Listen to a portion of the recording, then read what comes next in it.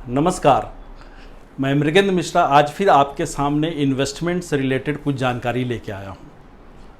कल episode number 13 में हम लोगों ने डिस्कस किया था कि कितनी ज़रूरी है इन्वेस्टमेंट गोल आपके लिए, कितनी ज़रूरी है इन्वेस्टमेंट स्टार्ट करने से पहले अपने गोल को आइडेंटिफाई करना। और कल ही हम लोगों ने देखा था कि सर्टेन गोल जो बहुत ही कॉमन गोल हैं लोगों के फाइनेंशियल गोल लाइफ में, और मैंने कहा भी था कि हम लोग उस पर डिटेल में डिस्कशन करेंगे, सर्टेन कैलकुलेशन के साथ डिस्कस करेंगे। तो आज हम उसी गोल में से जो सबसे इम्पॉर्टेंट, जो सबसे अधिक लोगों के लिए प्रिय है गोल और कॉमन है गोल, वो है चाइल्ड, बच्चों के एजुकेशन और उनकी शादी से संबंधित गोल।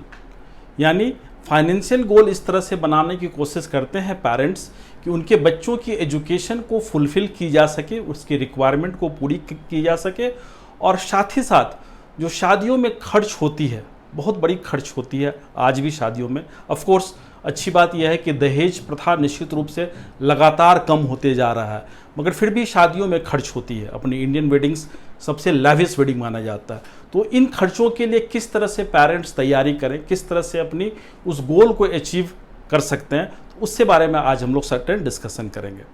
देखिए, ये तो इम्पॉर्टेंट है कि आप और हम सब समझते हैं कि बच्चों की पढ़ाई बहुत ज़रूरी है और एजुकेशन कॉस्ट लगातार बढ़ते जा रहा है। कितना बढ़ते जा रहा है इसका हम लोग एक कैलकुलेशन करके देखेंगे। सपोज कीजिए कि कब बच्चों को पढ़ाई के लिए ज़्यादा पैसे की ज़रूरत पड़ती है। जब तक वो क्लास 11-12 तक रहता है, आपके साथ पढ़ता है, आपके शहर में पढ़ता है, तब तक तो खर्च निश्चित रूप से कम होते हैं। मगर जैसे एक बार दूसरे शहर में हायर एजुकेशन के लिए जाता है तो खर्चे बढ़ जाते हैं। कितने खर्च होते हैं एक अंदाज़ा अगर लगाया जाए तो आज भी अगर हम लोग एक एस्टिमेट लेते हैं तो खर्च की कोई कमी नहीं। प्राइवेट यूनिवर्सिटीज़ में तो खर्च बढ़ते ही जा रहे हैं, मगर एक नॉर्मल इंजीनियरिंग MBA कॉलेजेस की मैं बात करूं तो रफली 20 लाख रुपए आज के डेट में 4 साल और 2 साल अगर इसकी पढ़ाई की खर्च मानूं तो तकरीबन 20 लाख रुपए है। 20 लाख रुपए कम से कम लगेंगे। अलग अलग इंस्टीट्यूशन के कॉस्ट वेरी करते हैं, मैं एक एवरेज एग्जाम्पल के तौर पे मैं बात कर रहा हूँ। तो 20 लाख रुपया अगर एजुकेशन का खर्च है, और मैं थोड़ा देर के लिए मान के चलूँ कि बच्चे का नाम A है, राइट और हम लोगों ने कई बार देखा और देखा भी है कि रिसेंट में भी 5% से अधिक ही इन्फ्लेशन चली आ रही है। एवरेज अपने देश में अगर देखेंगे पिछले 10-15 सालों में तो 6-7% का एवरेज इन्फ्लेशन है। तो मैं 5% का इन्फ्लेशन भी मान के चलूँ कि गोइंग फॉरवर्ड भी 5% का इन्फ्लेशन रहेगा। मैं इस कैलकुलेशन को दिखाने से पहले मैं आपको एक दो चीज़ और कहना चाहूँगा कि जस्ट ये कैलकुलेशन एक बेसिक कैलकुलेशन के रूप में रखा गया, जिसमें मैंने पकड़ा है कि आपके जो इन्वेस्टमेंट होंगे निश्चित रूप से वो बहुत ही कंजर्वेटिव नहीं होगा, मॉडरेट होगा। यानी थोड़ी रिस्क आप लेंगे तभी 10% रिटर्न जनरेट किया जा सकता है। और 10% जब मैं बात करता हूँ तो निश्चित रूप से ये गारंटी रिटर्न नहीं होगा, ये वेरिएबल रिटर्न होगा। मगर रफली एक कैलकुलेशन के तौर पे हम लोग देखें तो क्या कैलकुलेशन बनता है। एग्जाम्पल के तौर पे जैसे मैंने कहा कि जो 20 लाख आज के डेट में कॉस्ट है, मगर अगर बच्चा आपका छोटा है और आज से ही आप उसकी प्लानिंग करना चाहते हैं। एग्जाम्पल के तौर पे किसी का बच्चा अगर 1 साल का है आज, और आज ही वो सोचता है कि मुझे उसके एजुकेशन के लिए प्लान करना है, तो 20 लाख का जो कॉस्ट अभी है वो जब 18 साल का होगा तब वो क्लास 12 पास करेगा और वो कॉलेजेस में जाएगा। उस वक्त ये 20 लाख की कॉस्ट ये 5% इन्फ्लेशन के कारण हो जाएगी 45 लाख रुपये। यानी आपको जो इन्वेस्टमेंट प्लान करना वो 20 लाख के लिए नहीं करना है, 45 लाख के लिए करना होगा, करेक्ट। और ये 45 लाख कैसे अचीव कर सकते हैं? अगर 10% का ROI पकड़ा जाए एक बार तो ये 9,000 रुपये अगर पर मंथ उसके नाम से उसके लिए बच्चे के लिए जमा किया जाए तो ये पॉसिबल हो सकता है। मगर किसी कारण से अगर वो 1 साल के बच्चे के टाइम में वो नहीं किया गया और वो 5 साल लेट हो गया ये इनिशिएट करने, इन्वेस्टमेंट उसके एजुकेशन के लिए इनिशिएट करने में देर हो गई और वो 6 साल का हो गया, तो जो 6 साल के बच्चे के लिए यही कैलकुलेशन जो 20 लाख का है वो 36 लाख का होगा। यानी उस वक्त आज से तकरीबन 12 साल बाद कितने पैसे की जरूरत पड़ेगी? 36 लाख की जरूरत पड़ेगी। और उस 36 लाख को पूरे करने के लिए जो 9,000 में हो रहा था वही जरूरत पड़ने वाली है 13,000 रुपये की। और सेम कैलकुलेशन अगर हम देखें, बच्चे की उम्र अगर 11 साल हो जाती है, उस वक्त कोई उसके इन्वेस्टमेंट प्लानिंग स्टार्ट करता है उसके एजुकेशन के लिए, तो जो काम हो सकता था 13,000 में वो होगा 23,000 में, 23,000 में। यानी आपने देखा कि ये कैलकुलेशंस के सामने से सिद्ध होता है कि जितना अर्ली जिसने प्लान कर लिया उसकी प्लानिंग उतनी आसानी से एक्सिक्यूट होती है। क्यों कि छोटे पैसे से ही आप उसकी प्लानिंग कर पाएंगे। जो जो समय बीतते जाएगा तो वो डिफिकल्ट होते जाएगा, क्योंकि 23,000 हर मंथ कंट्रीब्यूट करना एजुकेशन के लिए। फिर दूसरा प्रश्न आता है शादी के लिए, मैरिज के लिए।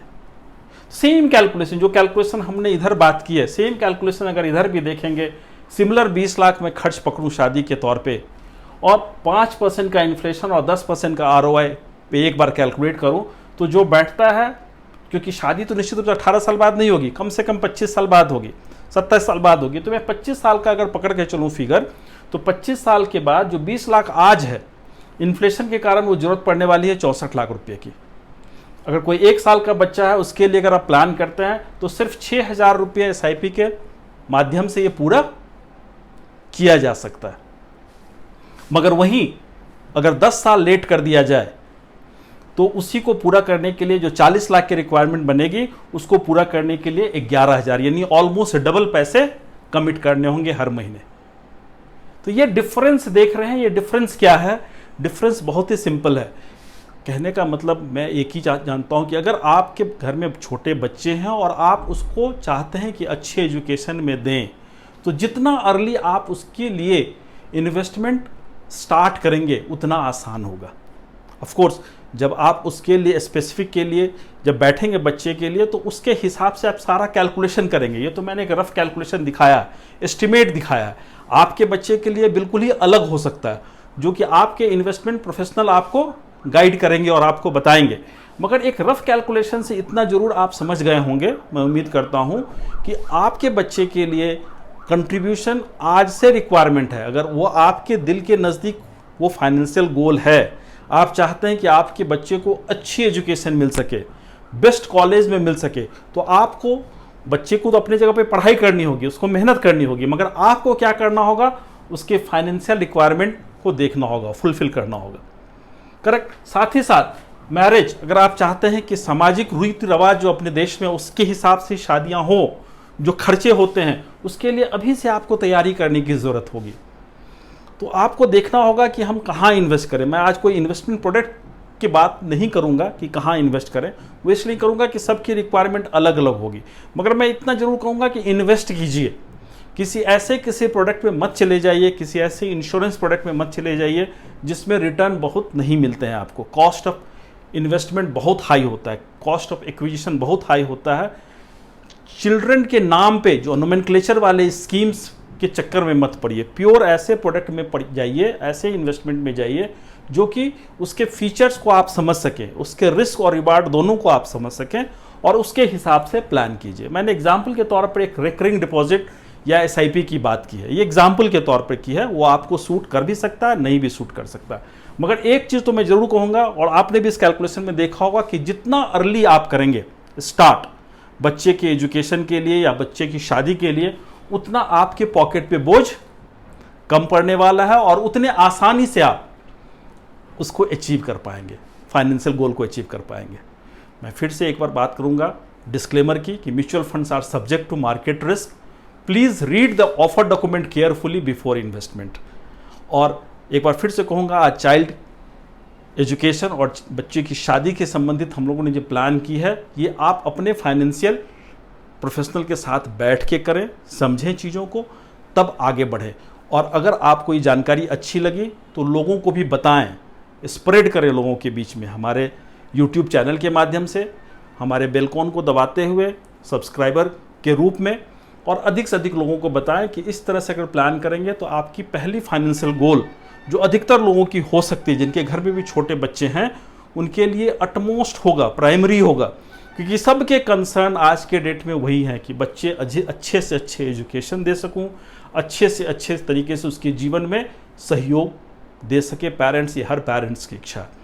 तो आज के लिए बस इतना ही। Thank you very much. नमस्ते।